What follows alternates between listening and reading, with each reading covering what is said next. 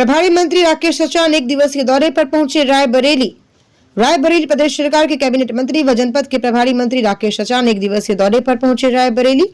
जिलाधिकारी हर्षिता माथुर व पुलिस अधीक्षक डॉक्टर यशवीर सिंह ने पुष्प गुच्छ देकर प्रभारी मंत्री का किया स्वागत। प्रभारी मंत्री राकेश सचान द्वारा मुख्यमंत्री विश्वकर्मा श्रम सम्मान योजना के तहत प्रशिक्षण प्राप्त कर चुके हैं 10 लाभार्थियों को सिलाई मशीन भेंट की गई। जिला पंचायत सभागार में आयोजित प्रेस वार्ता में प्रभारी मंत्री ने विकसित भारत जी राम जी योजना की खूबियां गिनाई। प्रभारी मंत्री ने कहा 2047 तक भारत को विकसित बनाने के लिए विकसित भारत जी राम जी योजना की महत्वपूर्ण भूमिका होगी। श्री राम जी योजना में जहां 125 दिनों के काम की गारंटी दी गई है, तो वहीं योजना की पारदर्शिता के लिए बायोमेट्रिक हाजिरी का प्रयोग, सूचना का साप्ताहिक एवं सार्वजनिक प्रकटीकरण के साथ साथ IT टूल से भी निगरानी की जाएगी।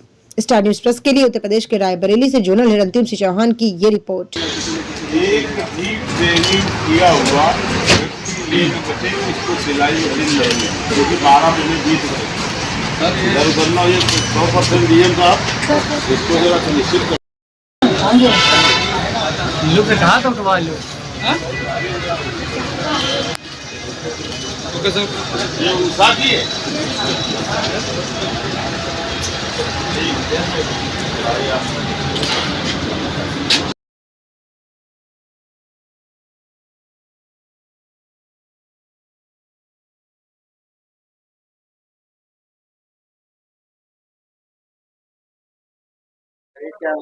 देखिए, आज जो मनरेगा कानून चल रहा था उसको अभी आज अधिनियम जो लोकसभा में अभी पूर्व में जो लोकसभा में बदलाव किया गया है, विकसित भारत गारंटी फॉर रोजगार एवं आजीविका मिशन जी राम जी योजना लाई गई है। लंबे समय से मनरेगा चल रही थी। मनरेगा में तमाम तरीके की जो खामियां थी उनको दूर करके इस नए अधिनियम को ये सरकार लाई है। और इसमें मुख्य तौर पर हम कह सकते हैं कि चूंकि रोजगार की गारंटी वाला जो कानून था कि हमें पूरे देश में उन परिवारों को 100 दिन की रोजगार की गारंटी देने का कानून मनरेगा के तहत मिलता था। अब इस कानून में 125 दिन की गारंटी दी गई है कि 125 दिन उसको काम भी मिलेगा और किसानों के जो खेती का समय रहता है 2 महीने 60 दिन, वो केवल इसमें काटे गए ताकि उनको किसानों के द्वारा जो काम मिल सके उस पर भी वो 60 दिन कम से कम वो काम मिल जाएगा और 125 दिन की गारंटी दी गई। भुगतान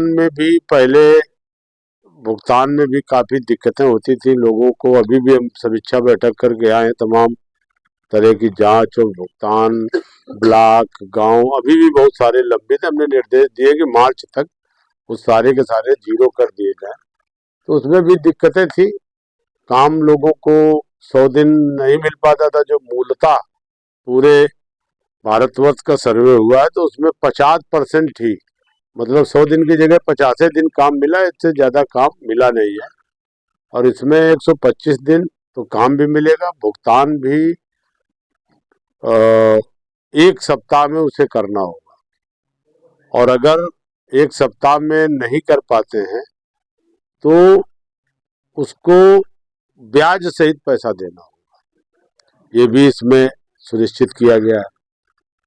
काम भी अगर वो मांगता है, मजदूर काम मांग रहा है, काम अगर उसको नहीं दे पा रहे हैं तो बेरोजगारी भत्ता का भी प्राविधान है कि अगर आप काम नहीं दे पा रहे हैं तो उसको बेरोजगारी भत्ता भी इस कानून में देना होगा। तो इस तरह से जो अभी तक हम कहें कि जो काम होते थे, कच्चे गड्ढा खोदो गड्ढा पाटो, कच्चे काम तो करीब ज्यादातर हो ही गए थे।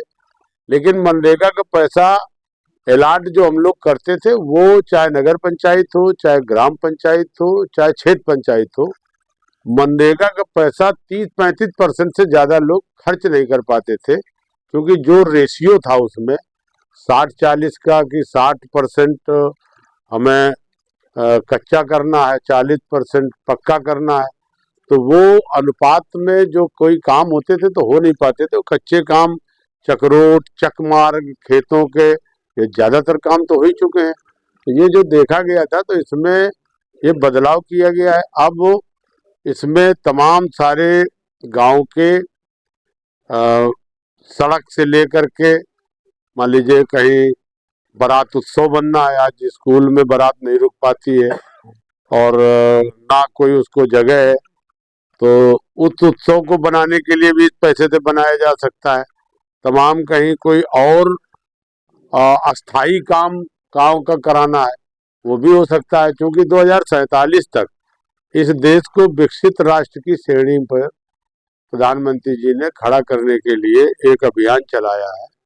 और इसके चलते अगर गांव हमारा विकसित नहीं होगा, आत्मनिर्भर नहीं होगा, तो देश कैसे विकसित होगा। गांव जब हमारा विकसित हो, गांव के बाद फिर जनपद विकसित हो, जनपद के बाद प्रदेश विकसित हो, प्रदेश के बाद देश विकसित हो, तो उस आधारभूत में भी ये जी राम जी जो कानून है ये मदद करेगा, क्योंकि बड़ा बजट है, 1.51 लाख करोड़ का बजट इसमें है। और इस बजट के आवंटन से जिला पंचायत, क्षेत्र पंचायत, ग्राम पंचायत, तीनों जगह जो आवंटन होता है वो पैसा भी खर्च होगा और तमाम सारे स्थायी काम कराने का अवसर मिलेगा। तो उससे हमारे गांव का भी डेवलपमेंट होगा, गांव भी आत्मनिर्भर होंगे। आज आप देख लीजिए कि हमारी सरकार ने हर गांव में ग्राम पंचायत सचिवालय, आंगनवाड़ी केंद्र, ये सब कुछ बना रखा है। वहां पर पंचायत मित्र की तैनाती के बाद भी बहुत सारे लोगों को जो छोटे छोटे कागज के लिए घूमना पड़ता था, तहसील जाना पड़ता था, वहीं पर उनको तमाम चीजें मिल जा रही हैं। आय प्रमाण पत्र भी बन जा रहा है, बिजली का बिल जमा करना है तो भी वहीं से जमा कर दे रहे हैं। तो अब गांव को इस तरह से विकसित करने, तो इसमें जो तमाम सारी दिक्कतें आती थी, इसीलिए इस कानून को बदला गया है। और इससे हम समझते हैं कि अगर पिछले कानून से तुलना किया जाए तो उस तुलना के माध्यम से मनरेगा में भुगतान की भी पूरी गारंटी है। फर्जीवाड़ा रुकेगा, जो तमाम तरीके से जॉब कार्ड बनते थे और जॉब कार्ड बनने के बाद उनके भुगताने नहीं हो पाते थे, क्योंकि अभी भी आज भी हमें शिकायतें मिली, अभी भी कई ब्लॉकों में, कई गांव में मनरेगा के भुगतान नहीं हुए हैं। सारे प्रधान परेशान है, चक्कर लगा रहे हैं। जब हम लोग सख्ती करते हैं तो वो कहते हैं कि साहब वो कच्चे का तो कर दिया, पक्के का नहीं हो पा रहा। तो कच्चे का कर दिया, जो कि कानून में ऐसी व्यवधान था कि वो अगर पक्के का भी उन्हें करना है तो कच्चे भी निकालना पड़ेगा, फिर उनसे वापस लेना पड़ेगा, फिर उनको देना पड़ेगा। तो ये तमाम सारी जो खामियां थी उनको दूर करने का सरकार ने प्रयास किया। इंदौर में दूषित पानी को लेकर देखिए, कुछ जो शिकायतें मिली हैं उनको कहा भी गया है, और शुद्ध पेयजल में लिए हर घर जल योजना का काम सरकार ने शुरू किया है। और उसमें भी अभी हम लोगों ने समीक्षा के दौरान काफी हद तक जितने भी हमारे जनपद में नलकूप लगने थे 95% उसमें प्रगति है। पाइपलाइन भी काफी पड़ गई, सोलर भी। तो ये योजना इसीलिए लाई गई थी कि हर घर जल लोगों को शुद्ध मिले, और कहीं कोई पर्टिकुलर इस तरह से दूषित पेयजल की शिकायत है उसको आप लिख के देंगे तो उसकी हम जांच करा देंगे। पिछले बार जब आप आए थे तब ये जेल रोड को लेके कहा गया था, तो आपने कहा था कि 15 दिन के अंदर